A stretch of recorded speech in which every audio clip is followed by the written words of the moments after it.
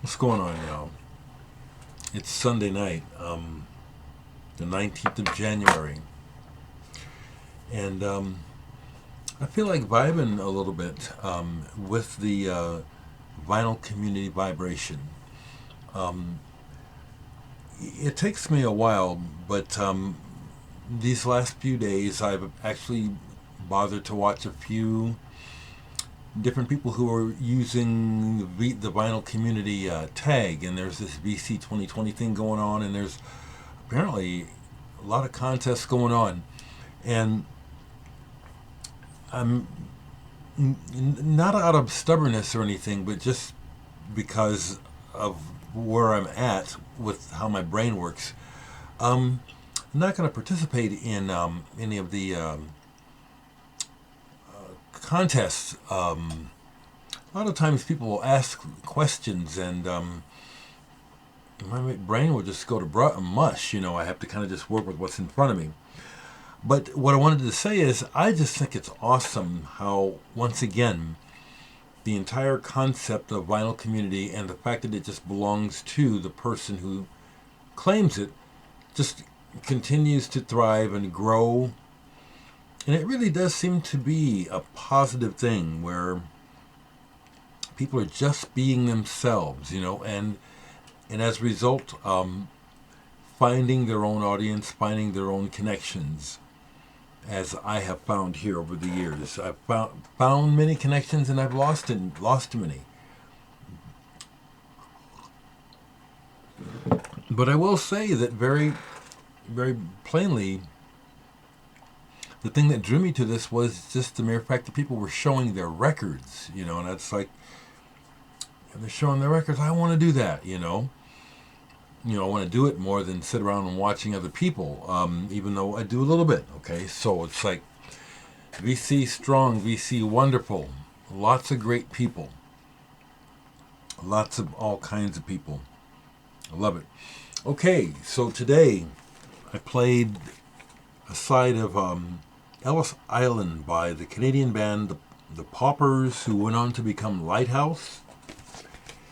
While I was on the internet, I caught a bit of this on a YouTube video. Been listening to a bunch of old psych and freak beat and mod 45s online that some I used to own, some I've never owned, but just going through and listening to this stuff, and this popped up, and it was like, wow, I have that. So I put this on. Really enjoyed side one, and it's pretty progressive. It is. It's rock and progressive too, and still have the original insert with it and everything. Good, good band. Good band. I have another one of their albums as well. This period of music, the 60s, starting around 65 to the end of the 60s, my teen years, just the records, the covers, the sound, it was magic to me, and man, I just couldn't, I couldn't afford anything, so all I could do is look, So those records just bring back, as well as being good music, sometimes listening to that stuff brings back a flood of feelings and memories. We love that about music, though, don't we? I am sipping a little bit of coffee, even though it's the evening. Excuse me.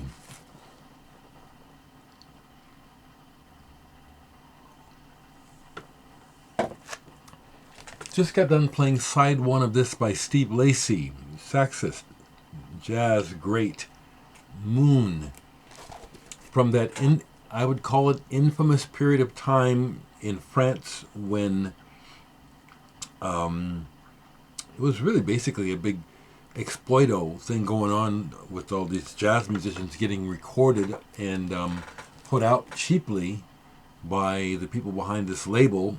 I think that's a big part of what happened. But some really good things happened, some really good music, and this is one of them. This one is distinct to me. Besides the jazz trio, we have these vocal things and these sounds, percussion, but not percussion, clacking and things that are not rhythmic going on. Really good. Steve Lacy has a pretty distinct voice, but it's like I need to be listening to him a lot to catch back, where he's coming from. Good album. Moon. I started to play this and only got so far. Anymore, I have to be in the mood, I think, for some things where I came to them after the fact. Mogwai. Another one that Roger gave me. Rave Tapes. I have another one of their albums. And it just needs to I just need to catch me in the right mood. Kind of a guitar thing, and I'll be honest, one of the ways that some of this music strikes me right away is if it doesn't captivate me, it's almost like, well, geez, I wonder what I could do with this. Anyway, it's more of like catching at the right mood because I know that Mogwai is good. Another band that I never bothered to go see. They've been to Omaha, I think, several times, and I just have never bothered to go see them. This was a whole nother, these next two albums were a whole nother story as far as listening, because I just love the bands, love the songs, the music, the blend, and it just holds up to me. Wigwam. Nuclear Nightclub. This came out, what, 1975. Finnish-based band. The lead singer, Jim Pembroke, was an American. Jukka Talonen was in his band for a while. So was Pekka Piola, but not on this album. And really like this whole album. There's a pop aspect to their songs.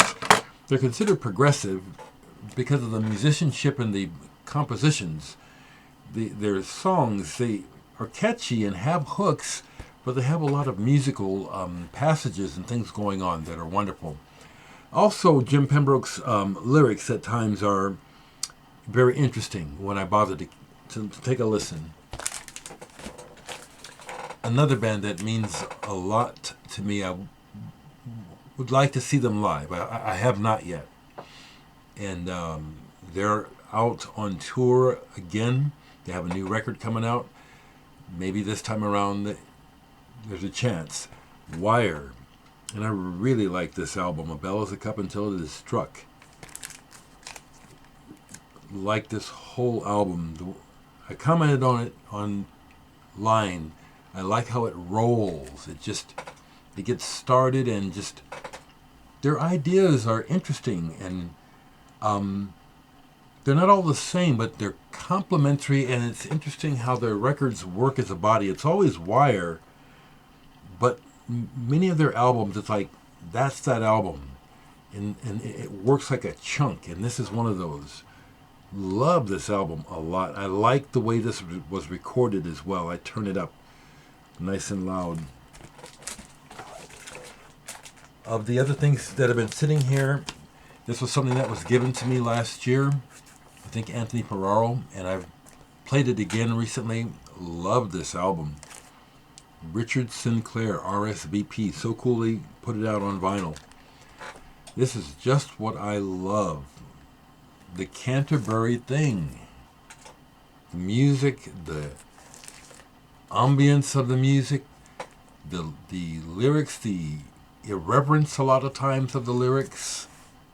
A lot of times, like with Robert Wyatt starting in Soft Machine, how it'll be just like whatever pops in his head. Well, that's going to be the lyric now, and they make it work so well, Really good.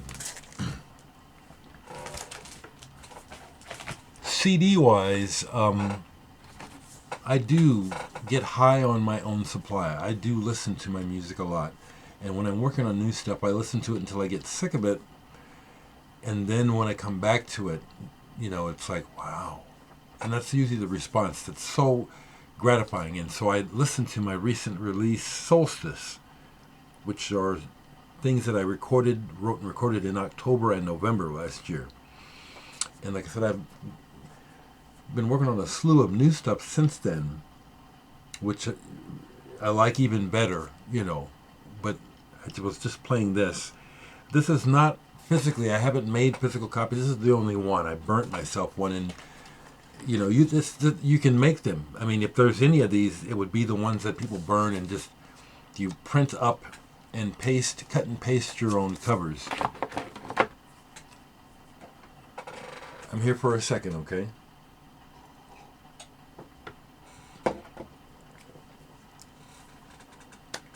So I will shout out Lavelle Carter. I just watched his latest video. In part, didn't get all the way through it. But what I noticed that he was doing a poll in response to someone else. Now I just do polls when I feel like it. So let me do a poll, and I'm going to go back down here. It's like, whatever happens is what happens. What do we have? We have the best of the loneliest monk. Okay, I didn't get down to the bottom shelf. I will. Monk's Mood and Straight Note Chaser. This is one I got used. I was just looking to see. It's on Riverside. So I had to look at the label to see what pressing it was, whether or not it was an old one. And it's probably goes back to, I wonder if it will say here. It's a repressing, but it's an old repressing. I love The Loneliest Monk. I do.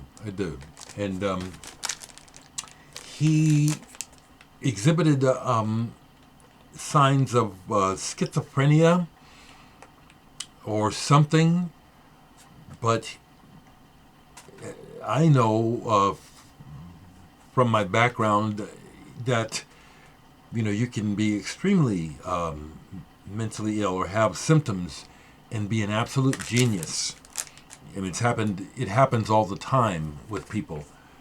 I was watching the documentary on Monk recently where you see him and some of his mannerisms and some of the things he says, and then he plays, and it's just the way that he breaks the chords up and phrases things is just, it's a phenomenon. It is. Okay, I'm going to go down below the M's into the P's down here. Okay, because I don't want to be choosy. I just want to literally, what is it? What did I grab? Okay, this is another jazz album of mine. Moonbird by Dave Pike. He's a vibraphonist. And I first became aware of him as I was being turned on to European jazz in my latter years of high school when I got turned on to ECM, the label, and other things. And Dave Pike was on an MPS sampler. That's why this comes to mind. Haven't played this in a long time, but I know right away that this is a good one. And this cover, the colors, these birds, just the color, just boom, just the impression that it gives really fits this music. This is a good, colorful album. There are no big jazz names on here, but people who know jazz might know some of them. Tom Rainier and Buck Clark, among others, on here. And last time I played this, really enjoyed it. I remember this, so I will give you a response. Garrett, brother. Yes. On that pull, I did pull the harmonium. I played it both sides, and it ended up being a positive experience. At first, I was thinking it's just little bits and pieces here that I'm liking. In particular, the intros, the instrumental intros to some of the songs. But by the time side 2 got rolling, it was like I was in. It's very folky, but it's also pretty. I think it's the right word to use. I like it. I do. I like it. Okay. I'm going to keep going for a while because right here, eh? No, that's King Crimson right there. This is crap. See, I know what that stuff is. Let's see if I can get something in between the King Crimson and Kraftwerk. What is this? Okay. Richard H. Kirk, Hypnotic. Originally in the band Cabaret Voltaire. Cabaret Voltaire's, I have their very first record. I had to mail order it when it came out because I read about it in the New Music Express. And just the way they described it, plus knowing the term Cabaret Voltaire a little bit, the reference that it was, I had to hear it. And I still have it. I really like them, even up until the commercial phase. The solo records they've dated because they really were on the cutting edge of sampling and cut-ups with video as well. This is really good reference work for looking at the evolution of electronic music technology, particularly sampling. So I seldom play these. Usually if I play some cabaret, it's Cabaret Voltaire. But I sure do hang on to these. I've got probably a few more. Okay. Up here is, a lot of times, really good stuff is up here. I just want to pull one. It feels like I'm going to know what it is. It feels like it's a focus. No, it's Flaming Lips. Right? Flaming Lips 2012. Wasn't this a Record Store Day special? I have to open this one up. Flaming Lips is a band that I've seen. I saw them early on, you know, when they were at the bottom of the bill. And then I saw them recently with one of their big extravaganzas, the ball. He's out on the audience and everything, and really enjoyed it. But the music for me is very hit and miss. Some of it is not so much amateurish, but it's just kind of like, well, yeah, it's like I can take it or leave this. And this album, whenever I play it, that's kind of how it hits me. It's like it'll hit a spot and then it'll be like, well, this just sounds like messing around, this part. But Flaming Lips, this is the one where they put it out, no labels, and I think pretty much every single one of these is different. I have the companion. There's 2 records of this. Some of these came out rather pretty, or more pretty than this. I've sold Flaming Lips records. I've just kept a few. I don't play them too often. But Flaming Lips, how about that? Okay. I think I'm going to be up for a while, so I'm going to just go again and let this upload. It'll take a while. Let me do another poll. Okay, now see, I know what this is all back here generally, but if I can get in between the main artist over here, which is Gong, and Peter Gabriel, Genesis, Gong, into Peter Hamlin stuff, if I can hit an artist in between. Well, here's Steve Hackett. So I've got a bunch of Steve Hackett.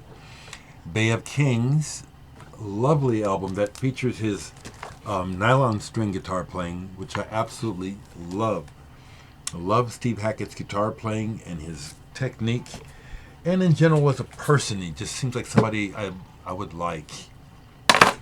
Let's try again, okay? This is more like, maybe more like, that's still Peter Hamlin. Okay, let's go up here. This is, I'm going to try to not hit Eno, so I'll go back here, more like here. I do know my shit almost too well. And when I feel that it's a gatefold, it's like, let me not take the gatefold. I'll more than likely know what that is. What is this? Okay, this is Phil Manzanera deal. The Explorers. Phil Manzanera from Roxy Music and Quiet Sun. Andy McKay as well is on here. Now, honestly, when I keep this, but whenever I play it, it's like, don't think this is working. But again, these polls are great because they lead me to play stuff that I just sometimes, you know, who knows if I would ever play it again in my life. You guys ever think about that? That have, well, you don't even have to have a collection this big, but we all have stuff. Records, tapes, cassettes, movies that we'll never experience them again in our lives, will we? It's just, It's just a matter of fact that there's no way that all these records are ever all going to be heard again, once again by me. Interesting thought sometimes. So I'll keep this out and play this and see what I think about it this time. I'll stop there on the music and I'll muse right quick on some recent comments, because once again I just really appreciate the connection and the to me this feels like it's real. It's real time, but it's also from my experience it's real time growing and learning from doing this, and just really trying my best to just be who I am and just keep coming back here and talking to the world like I'm talking to someone in the room, which in many ways is really somewhat insane and some would say perhaps dangerous, but there it goes. I feel like this is what I am supposed to be doing. I want to be doing.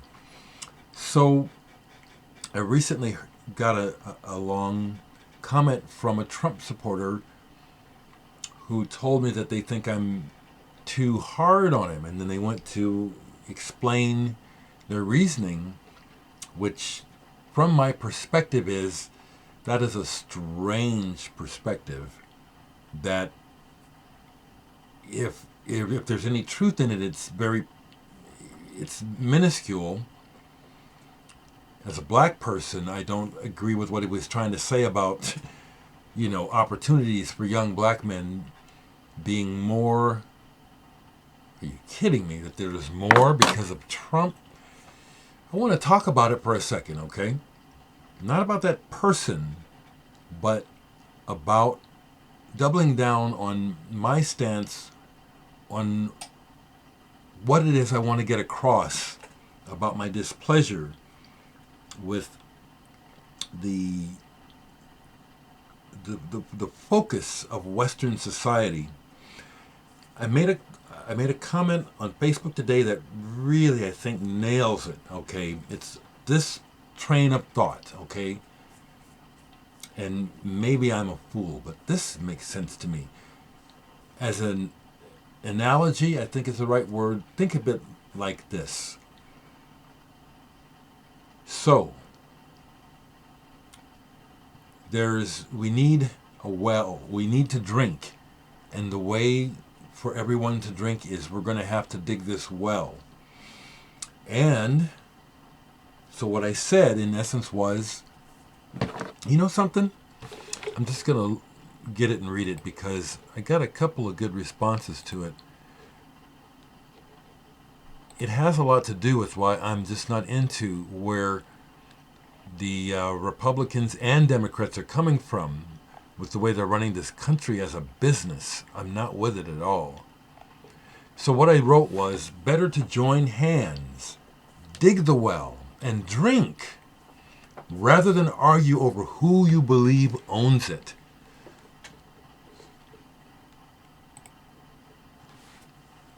Now you're not going to hear, that's the opposite of what's happening with the material-minded capitalists. It's all about ownership, profit, and just all this stuff that is just. Do you catch did you catch that? It just,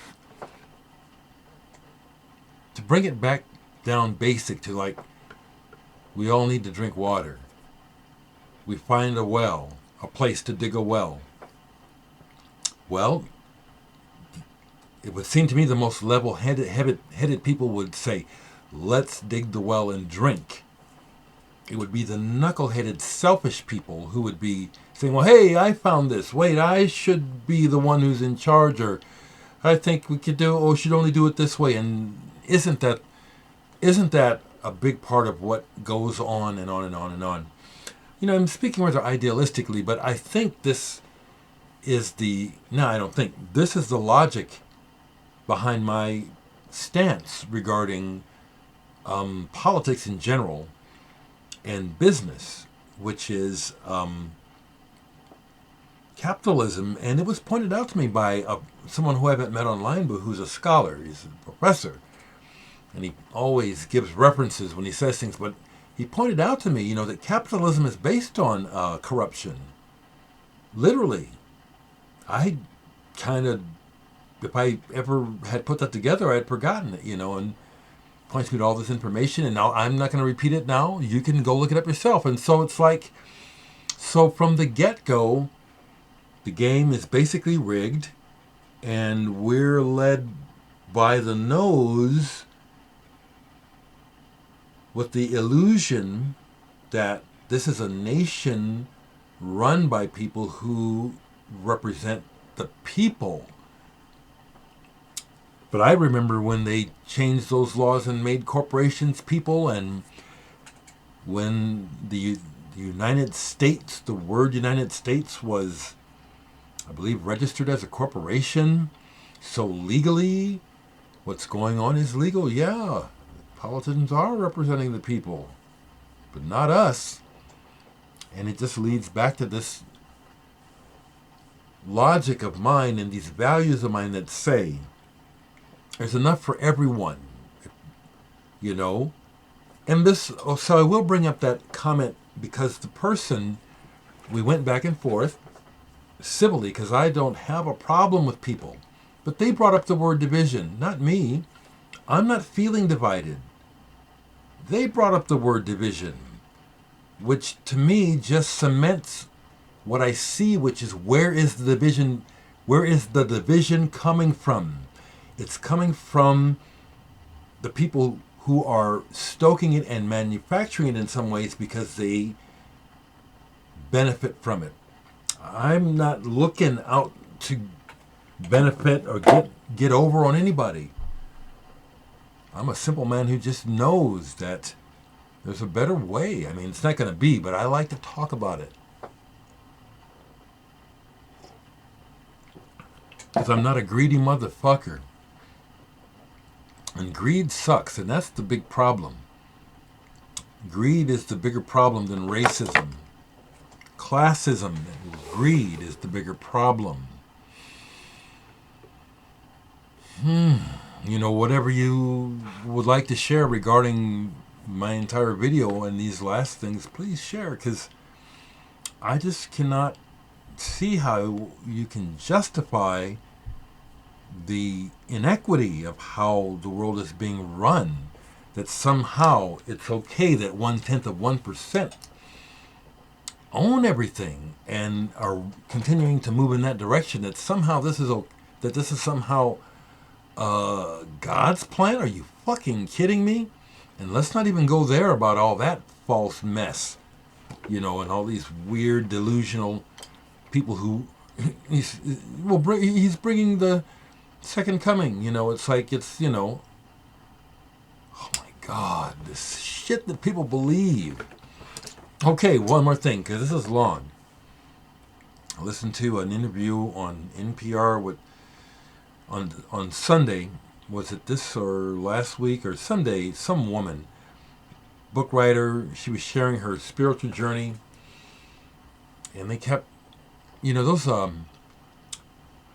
interviewers on NPR really irk me because they're always farming and they want to exploit your tragedy as though the most interesting thing that they have to focus on in people's stories is a tragedy, and it's not.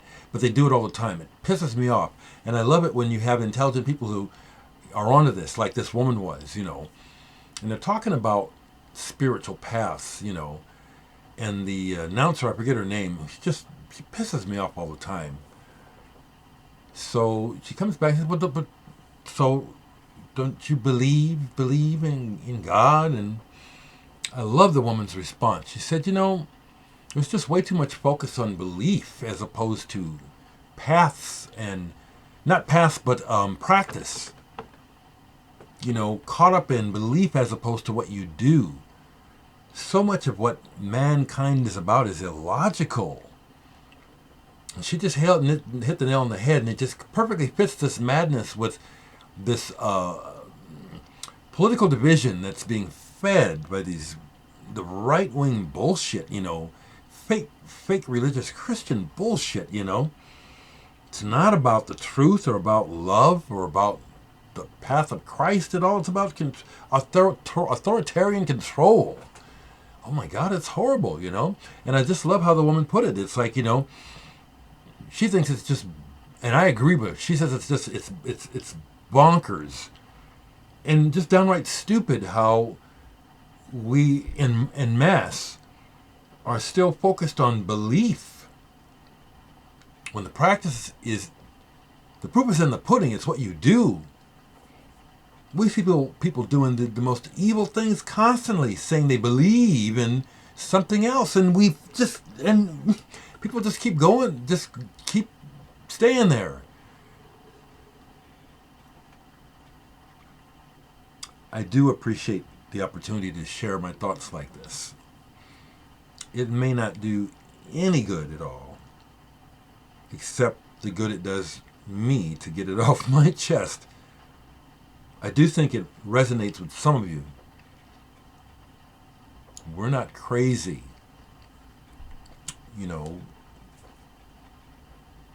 Trump is a disaster. No, we deserve someone with good values, someone who is a decent human being. Mr. Trumpsky is not in so many ways. One more thing. If you or I were looking at some of the shit that motherfucker has done, especially regarding taking advantage of people, women, youth, we'd be in jail. We'd be punished. The horrible double standard is not justified. I think it's just, I think we just need people to just be saying this, to get some sense somewhere. It's like, come on, people. The money ain't that good, Only a few are profiting. It's a delusion. It's a delusion to say that Trump is good for this country. Come on, please. Now,